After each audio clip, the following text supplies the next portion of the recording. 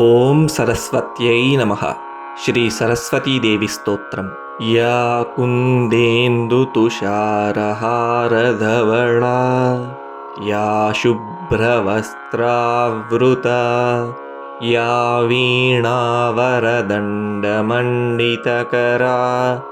ಯಾ ಶ್ವೇತಪದ್ಮಾಸನಾ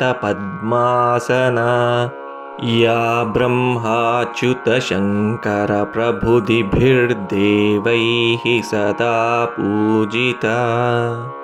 सा मां पातु सरस्वती भगवती निःशेषजाड्यापः दोर्भिर्युक्ता चतुर्भिः स्फटिकमणिनिभैरक्षमालां दधाना हस्तेनैकेन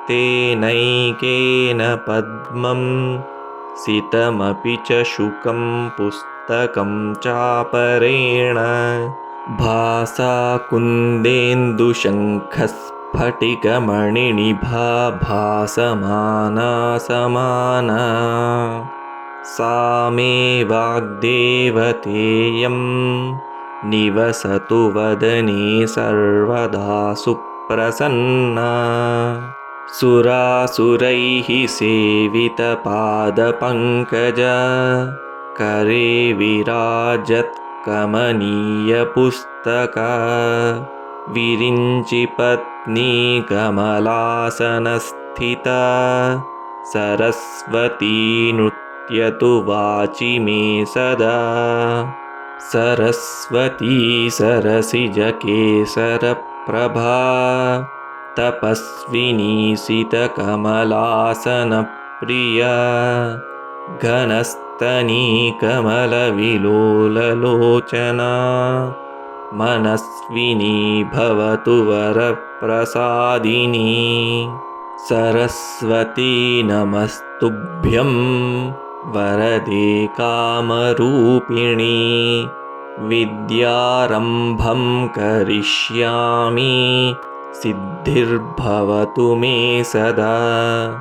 सरस्वती नमस्तुभ्यं सर्वदेवी नमो नमः शान्तरूपे शशिधरे सर्वयोगे नमो नमः नित्यानन्दे निराधारे निष्कळायै नमो नमः विद्याधरे विशालाक्षी शुद्धज्ञाने नमो नमः शुद्धस्फटिकरूपायै सूक्ष्मरूपे नमो नमः शब्दब्रह्मि चतुर्हस्ते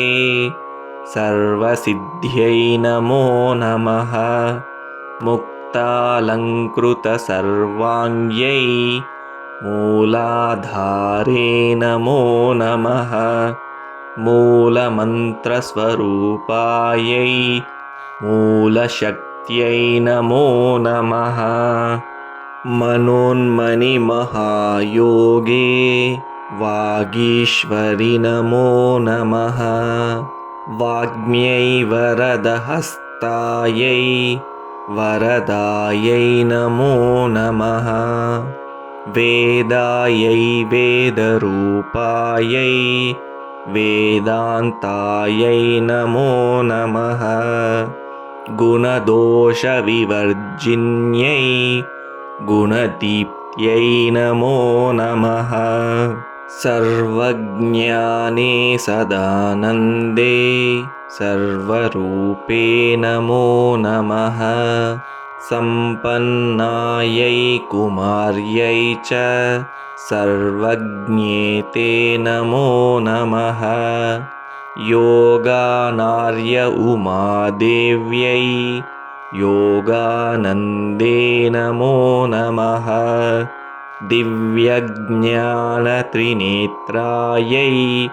दिव्यमूर्त्यै नमो नमः अर्धचन्द्रजटाधारी चन्द्रबिम्बे नमो नमः चन्द्रादित्यजटाधारी चन्द्रबिम्बे नमो नमः अणुरूपे महारूपे विश्वरूपे नमो नमः अणिमाद्यष्टसिद्धायै आनन्दायै नमो नमः ज्ञानविज्ञानरूपायै ज्ञानमूर्ते नमो नमः नानाशास्त्रस्वरूपायै नानारूपे नमो नमः पद्मदा पद्मवंशा च पद्मरूपे नमो नमः परमेष्ठ्यै परामूर्त्यै नमस्ते पापनाशिनी महादेव्यै महाकाल्यै महालक्ष्म्यै नमो नमः ब्रह्मविष्णुशिवायै च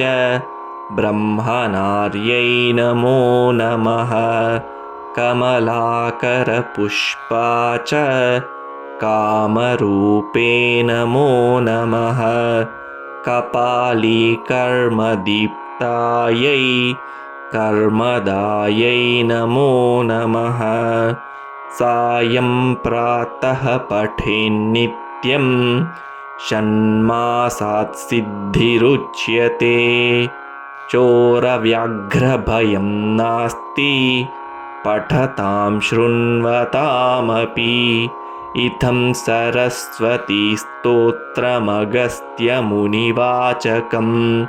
सर्वसिद्धिकरं नॄणां సర్వపాపప్రణాశనం. సాక్షాత్తు అగస్త్య మహర్షుల వారు అనుగ్రహించినటువంటి ఈ దివ్యమైన సరస్వతీ స్తోత్ర ఫలశ్రుతి ప్రకారం నిత్యం పారాయణం చేసే వారికి దొంగల నుండి భయము, క్రూర మృగాల నుండి భయము ఉండవు. అంతేకాకుండా యుద్ధంలో విజయం, శత్రువులపై పైచేయి లభిస్తాయి. దీన్ని ఎవరైతే భక్తితో జపిస్తారో వారు మహాపండితులు అవుతారని, సకల పాపాలు నశించి వాక్శుద్ధి కలుగుతుందని మహర్షుల వారు స్వయంగా చెప్పారు. ఇతి శ్రీ సరస్వతీదేవి స్తోత్రం సంపూర్ణం.